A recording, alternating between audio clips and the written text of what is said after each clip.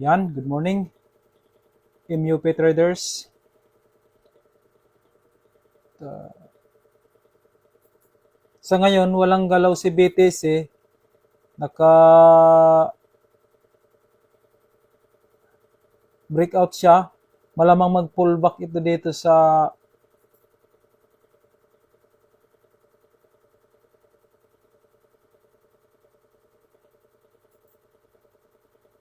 96. Pullback siya. Baka after nyan, magtuloy-tuloy naman siya. Or mag-consolidation siya. Tingnan natin dito sa crypto bubbles.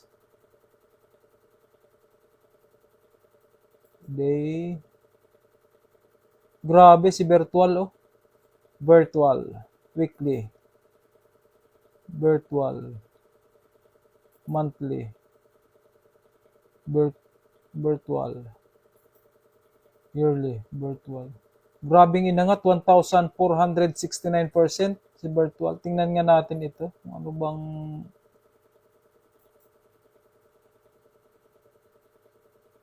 Grabe, oh.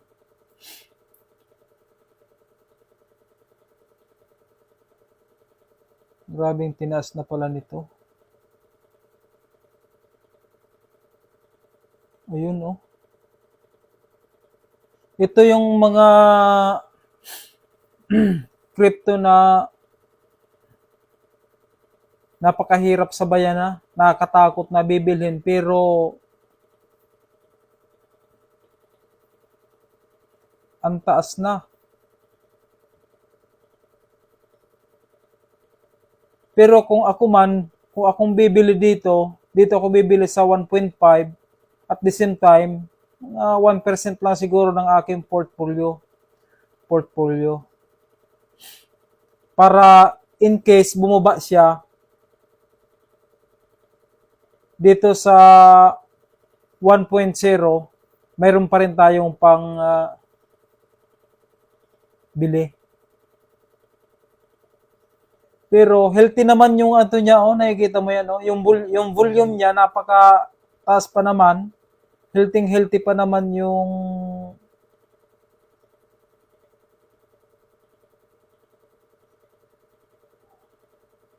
always one na nito lang, one candle lang naman yung ato niya bawat resistance niya. Ito, kita mo ito, resistance na ito, oh. Itong resistance na ito, kita mo, one candle lang siya nag-pullback, sabay diretso na naman. Napakalakas. RSI 86 na. So, yung mga MUP traders, mas maganda siguro, observe lang muna dito sa ganitong sitwasyon. Ako, sa mga ganito, antayin ko na fullback dito sa 1.5. Papasok tayo pero maliit lang na portion. Pag bumaba man, 1.0.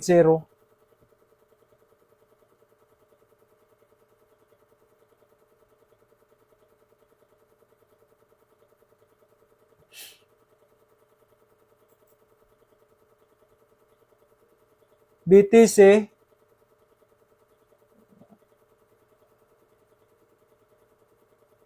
magpo-fullback siya dito sa 96. Ayan, no. Ayan. Maganda rin yan. Kasi pag yung galaw niya tuloy-tuloy, mas mahirap din yun. Hindi tumatagal yung takbo niya pag tuloy-tuloy yung galawan niya. Mas maganda ganyan, dandahan lang. Mas maganda nga dyan, pag breakout dito, consolidation dito sana sa bandang baba na ito, eh. Sabay breakout na naman, consolidation, parang ladder position. Yun ang magandang pang matagalan na uptrend yun.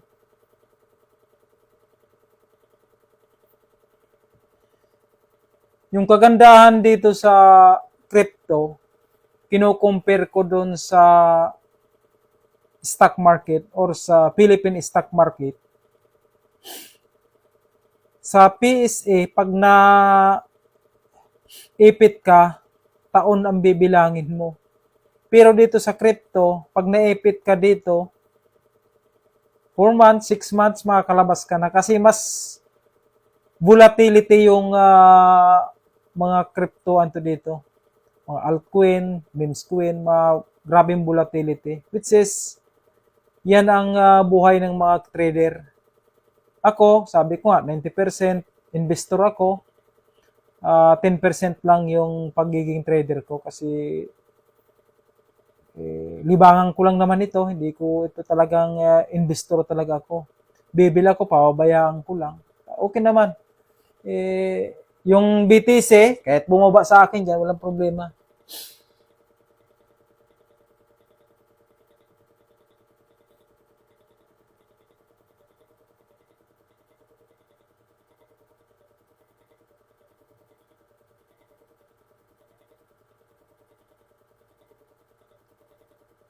Dads. Ito si Dads, wala pa rin galaw.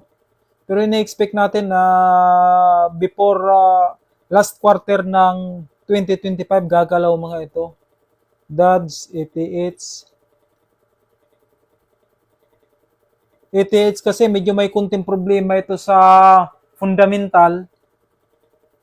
Kaya medyo ganun yung galawan niya. Pero inaasahan naman natin na maayos siya.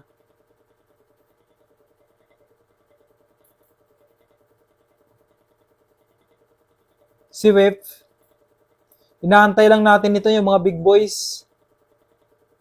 Mga big boys ang magpapatakbo ng mga ito. Malalim na rin ang tinakbo nito. Observe lang. Yan lang, Immobit Traders. Wala tayong gaanong update ngayon sa crypto. Relax lang. Kung walang ginagawa sa kampo, yun lang, charting lang, aral-aral lang, basa-basa ng kunting fundamental para medyo mapamilyar sa fundamental para in case magretiro tayo, mayroon tayong libangan. Yun lang, maraming salamat.